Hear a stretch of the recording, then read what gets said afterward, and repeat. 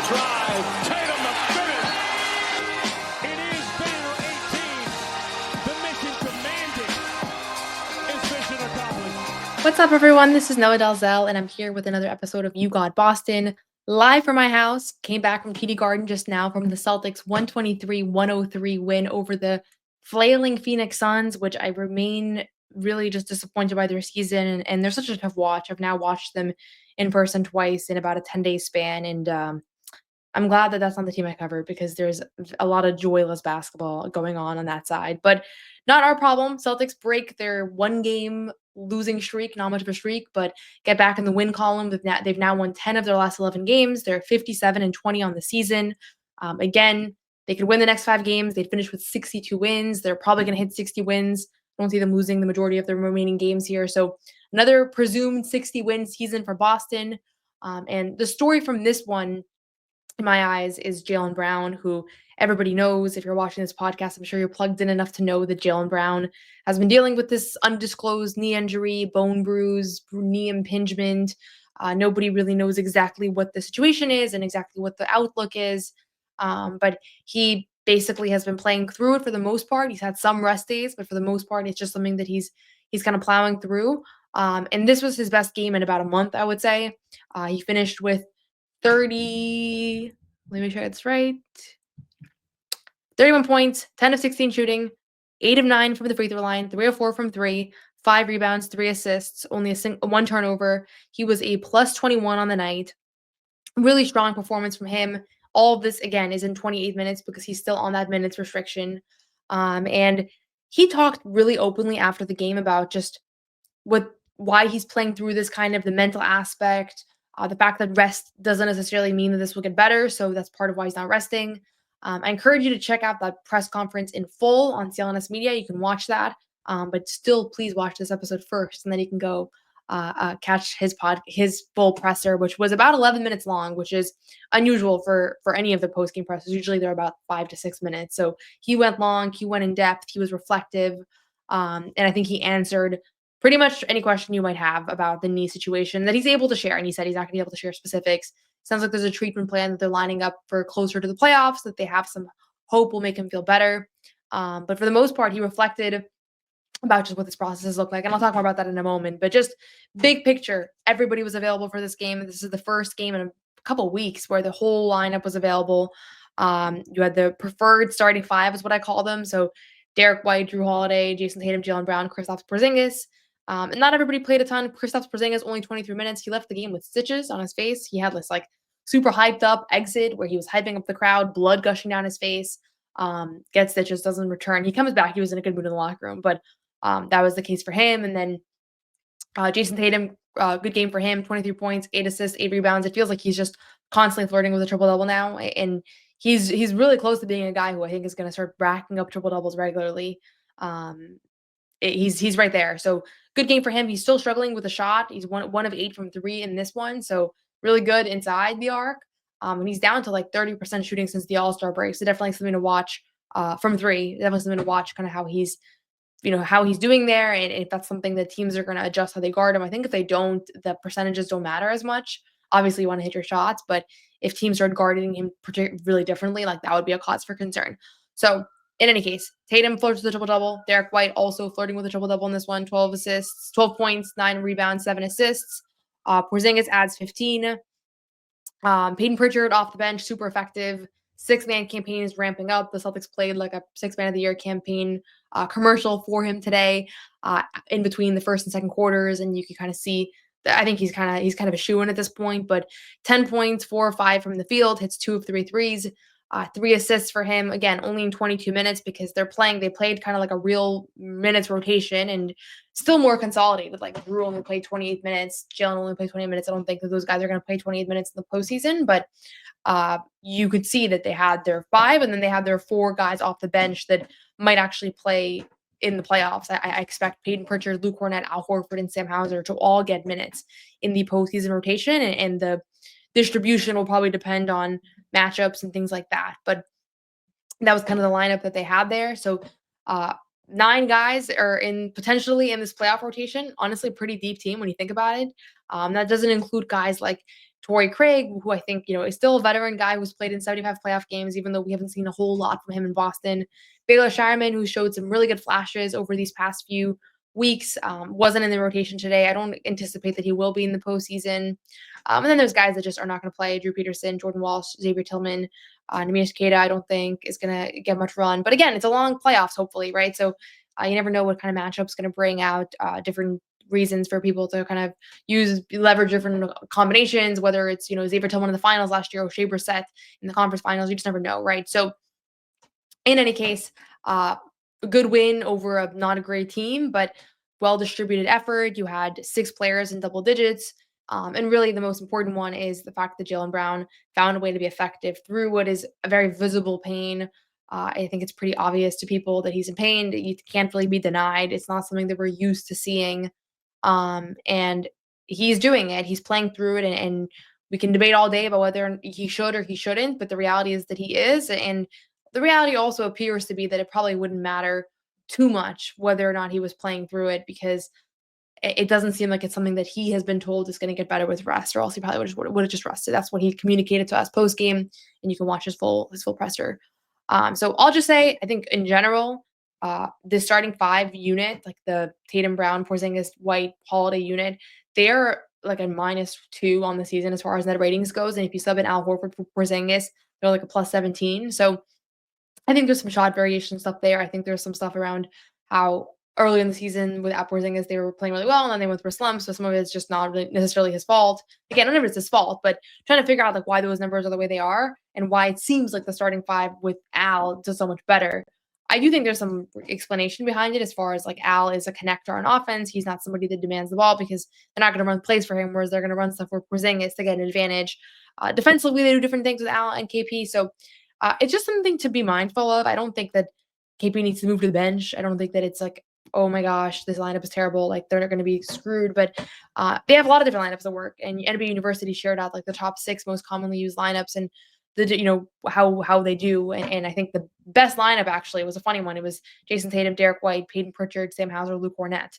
So it's Derek, Jason, and the bench effectively, and that's their best lineup. They're like a +27 in their minutes. So I say all that to say is that I think this period of time right now where they're fully healthy, or at least they're fully available, because obviously everybody's dealing with things, is a period of time where you can give that starting 5 more opportunities together. Go let them mesh a little bit, let them get some rhythm, chemistry, figure out touches, figure out distribution. Drew Holiday only took 3 shots tonight.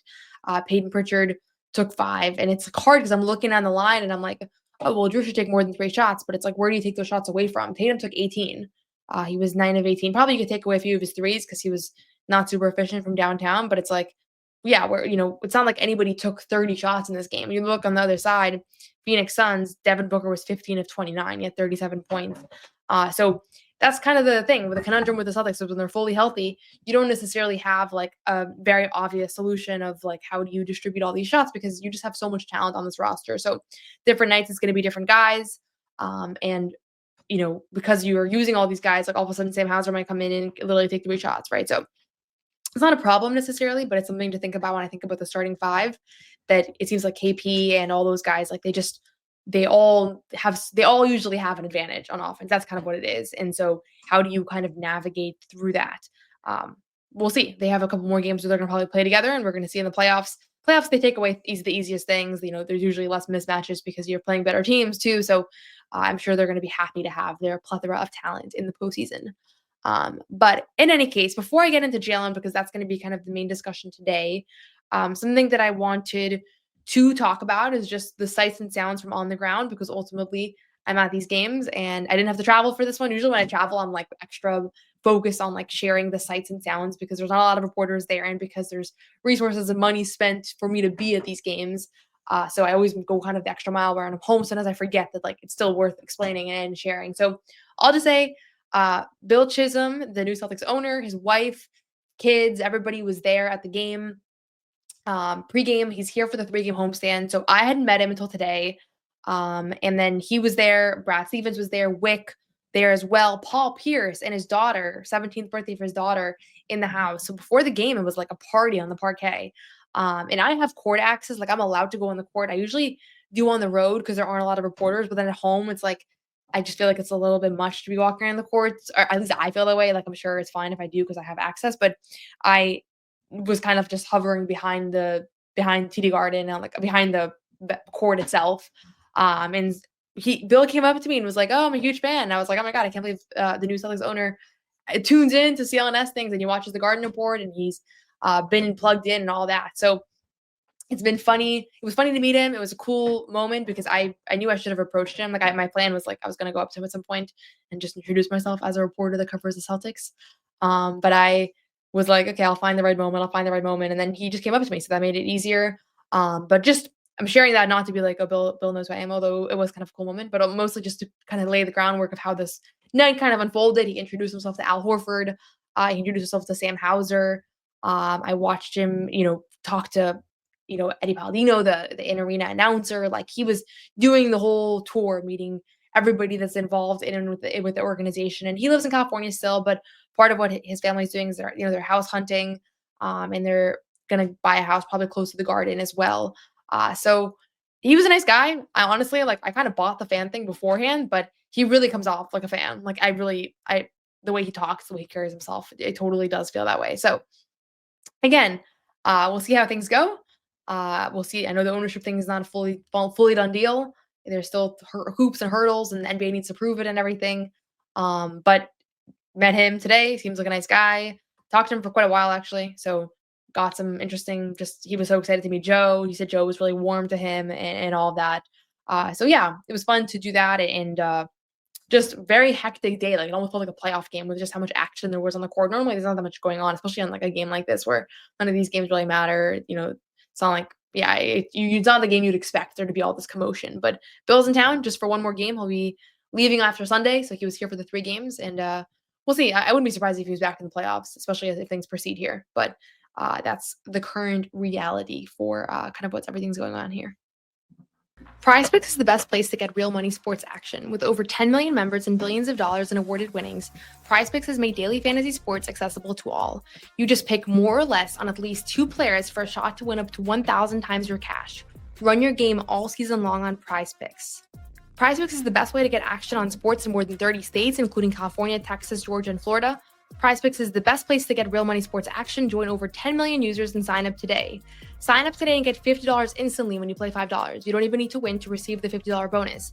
It's guaranteed.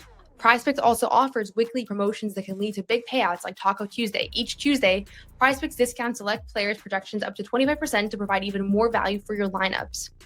This week on PrizePicks, I'm looking at the basketball board and I'm selecting Jason Tatum for more than 29 points and Anthony Edwards for more than 25 points.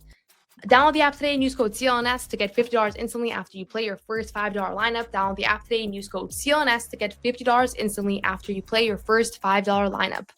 PrizePicks, run your game.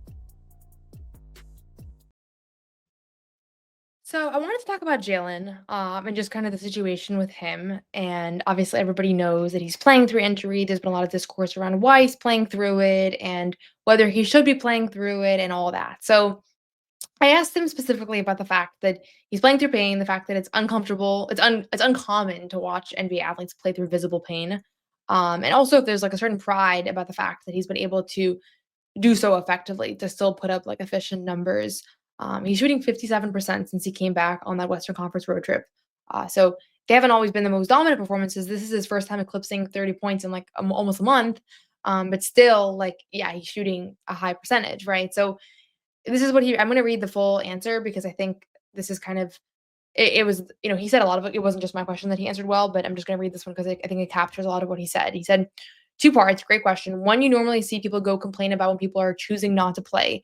I've never experienced it the other way around where I'm playing and people are encouraging me not to. Pain is definitely a physical thing, but it also is a mental thing. So Joe has allowed me, even though like my team can visibly see that maybe I'm in a little bit of pain, they trust me to go out there and I can control my body and still be able to make plays and mentally be able to kind of push through it. I think that's going to be something I'm going to have in my back pocket. So I've just been utilizing these games in order to feel things out. Things will get better, I'm sure. But if they don't, then I still have a good feel of where my baseline is at and stuff like that. Because there's no guarantee, honestly, that rest is going to make anything better. I wish it would, but it's kind of the cards that are laid out. So I thought there was a lot of good stuff there. First of all, I think there is a reality where like we're all like, why is he playing? Why is he playing? And it's like it's kind of ironic because of the fact that we're always we as in like the broader basketball community, everybody always wants players to play through things, and he clearly wants to as well. And in this case, it's like everybody wants him to sit because of the playoffs, which I totally get why, and I've had those thoughts as well. But um, I think he definitely is kind of like, he realizes it's almost like backlash to the fact that he's having to play through this injury. The mental thing I think is really real, and honestly, I asked him about it in was it Phoenix? Yes, it was in Phoenix. So that was the first game I won on the road trip. So I asked him about it in Phoenix, and he said that at the time he kind of talked about the mental and the confidence and the alignment and how everything needed to align for him. And he was feeling kind of like that was the hard part. He had missed a few games. He hadn't played in a couple weeks, and the knee pain was real, but I think the mental part is what he was figuring out. That was a week and a half ago, right? That was the last time they played Phoenix. And since then, I feel like you can tell that his confidence and his mental is coming around. So that line about like pain is physical, but it's also a mental thing. Like I think that is something that is really underrated and a big part of why he's playing through this injury. Because he recognizes the fact that he is going to have to play in the playoffs. He wants to be available, but he's going to have to figure out a way to be effective. He said today, John Corrales asked him this question. He asked him about if he's been studying anybody's game. And he said Paul Pierce, actually, he was watching some highlights earlier today as far as figuring out how to get to a spot without that burst. He doesn't have that burst right now. He doesn't have that explosiveness. Bennett plays that normally he would, shoot layups, dunk. He's kind of finishing more softly around the rim. But that version of him is not necessarily like a bad basketball player. I mean, it's definitely not a bad basketball player, but it's not necessarily even a worse basketball player than the one we saw earlier in the season because he's just moving different. And he's relying on his skill more than his athleticism. And I think he talked a little bit today about how that's actually been kind of an encouraging thing for him. The reality that he actually is a skilled player and he can kind of leverage that aspect of things as well. So I thought his spirits were pretty high in this game. Yeah, and then post game as well. Like obviously, I'm sure it feels good to score 30 on the bad knee. I'm sure it feels good just in general to find your rhythm and hit your shots and everything. And you could tell like he talked post game after the loss to Miami on Wednesday. And yeah, that was a loss. He didn't play as well as he played in this game, but I think you could just tell that he wasn't as much in the mindset to answer those questions. Whereas today he really was, and he was willing to be reflective. And I thought the Paul Pierce thing was an interesting tidbit. I thought the fact that he is really kind of thinking through the mental aspect of this. He credited Joe a number of times for kind of allowing him to play through this, allowing him to kind of make mistakes and do things that maybe he wouldn't normally do, just because he trusts him. He trusts that he's going to figure things out. So I'm not going to say Jaylen's knee is not a concern. It's a concern when one of your star players is dealing with something serious, especially a knee, because it's so it's so connected to the rest of your body, and everybody knows knee problems. Like again, we don't know what kind of knee issue this is, but I'm not surprised. I'm not going to diminish the potential significance of something like this. But at the same time, I'm encouraged by the fact that he was able to play at a high level, compete, be effective and efficient, and he's been efficient and effective since he came back in that Sacramento game. Like some of these performances have been more quiet. There have been games where he's gone 5 of 9 from the field or whatever, but he's not forcing the issue for the most part. And he said in Miami, he did a little bit, he took some ill-advised shots, but he's just kind of figuring things out. And I thought that this has been a pretty encouraging stretch here for him to see him play through the pain, play through the injury, and it might come up in the playoffs as a major issue, especially defensively. I don't know what that's going to look like because obviously he's a guy that typically guards opposing teams' best players, and I don't know if they're going to want him to do that. I don't know if he's going to be able to. I'm not sure as far as his burst goes, if that's going to impact defense or not. I would imagine that it would, but we haven't really seen that play out as much because he hasn't had like a full-blown defensive effort in any of these games yet, which maybe is because he's not capable. I don't know. So we'll see. Something to keep our eye on. But generally speaking, there's so much talent on this team on both ends that even if Jaylen is a less athletic version of himself, like this is actually not necessarily the end of the world for this team. Everything else has to be good. Like your margin of error is smaller. And now I want KP to be healthy. Whereas obviously I wanted him always to be healthy, but it's more important now when one of your players is going to be compromised. Tatum, he's been struggling from 3. Like there's a little bit less of a margin of error there. Like he's probably going to need to shoot better. Pritchard has to have good games against good defenses. Like all these things that we're like, is this going to be a problem? Is this going to be a problem? Some of them will be, but it just can't be all of them. That's always in my mentality. That you can have a couple issues. You can have a couple things you can overcome, but if you have everything goes wrong, obviously you can't overcome that, right? So I think there's enough in this team. They can have Jaylen be playing at 70%, especially if he's doing it intelligently and kind of thinking through how to do it. I think they could be completely fine. But again, it makes it so that the onus is a little bit heavier on everybody else. But really just nice to hear him be so reflective, I guess, in his comments. And something that I was thinking about is I've always thought about, like, how are these guys' games going to translate to when they're older? Like, I think Jason Tatum's game, even though, obviously he has his athleticism and all that, but the way his game is, like, I really do think he's going to be really good when he's like 35. Like, I think that he is going to translate well. And I've had this thought over the years of, like, how is Jaylen going to be when he's like 35 years old? Like, because he relies so much more on his athleticism. And this stretch of time is, I don't want to say it's like telling me he's going to be completely fine, because obviously, like, this is a small sample and he hasn't played the best defenses and all that, and he's on a knee injury, so it's not like he's just older, right? But it's showing you, like, what another aspect of his game can look like. Like, he's improved so much as a playmaker. His court vision's improved a lot. He's he has, I think, a little bit more of a polished skill set. I mean, definitely more than a little bit of a polished skill set than earlier in his career. And this stretch is making me think, what, Jalen's game might age more gracefully than I had initially anticipated when I thought about how is he going to look when he's 35 in the NBA versus Al and and Jason, all these different guys. And a lot of it is speculative. Like, we don't actually know how these games will translate and how bodies will hold up and recovery and all that. And so there's a lot of luck and there's a lot of factors that I can't foresee, but definitely over the last, like, today in particular, in this game against Phoenix, I was like, Jalen actually, like, I can see, like, an old man game for him and, like, how that would look in a way that I couldn't see, like, a month ago. So just a random aside from watching him play during the stretch, certainly still something to keep our eye on. It's not, like, a solved thing at all. And he said post game, like, he's not sure the rest would even help, right? So all of it is just about trust. Joe trusts him. Joe's letting him play through it. He trusts the medical staff. The medical staff has some things lined up for him before the playoffs, which hopefully are going to help. I don't know what that means, if it's shots or cortisol. I don't know. Like, I'm clearly not in the medical space, but he said there's going to be some treatments that he's going to undergo, or some plan that they have, to be exact. So we'll see. But in general, fun game at TD Garden, good Friday night crowd. Bill Chisholm in the house. Nice to meet the new Celtics owner, or the projected owner, if everything kind of goes according to plan. And just a nice all-around team effort that kind of gave us a glimpse of what things might look like in heading into the postseason, heading into a way, when you really kind of have to maximize your wins and everything. So I really think they might have a 9-man rotation, because I just don't see a world right now where they don't turn to Luke at all. I don't see a world where they don't turn to Peyton or Sam or Al at all. So I think they're going to have a 9-man rotation. I think it's a good thing, especially if you have guys dealing with injuries, and especially considering the fact that it's the first round. And last year they had no series go beyond 5 games. And I really do think that this year they're probably going to. And so you want to be conservative, especially with Jaylen and his knee, and Al's a year older and Drew's a year older. And, who knows what else is happening behind the scenes that we have no idea about. And yeah, so you have guys you can trust. And I don't know that you had as much trust in those 4 guys off the bench as last year as this year. I think Sam and Al you did, but Luke and Peyton definitely have made a jump this season. So with that, I'm going to wrap up here. You can check out our post-game coverage. I did a stand-up with Bobby Manning on Jaylen Brown and kind of his situation. Post-game show always on CLNS Media. You can find my writing on CelticsBlog.com. I'm going to be doing even more writing on Celtics Blog as part of my responsibilities with SB Nation. So you can read. I'm going to have stories after these games. Big Jaylen Brown story on this one coming out as well. So check all that out. But as always, thank you so much for watching/listening. Subscribe on Spotify, Apple, my YouTube channel. You've got Boston Podcast, and anywhere else you want to watch the show. Thanks so much.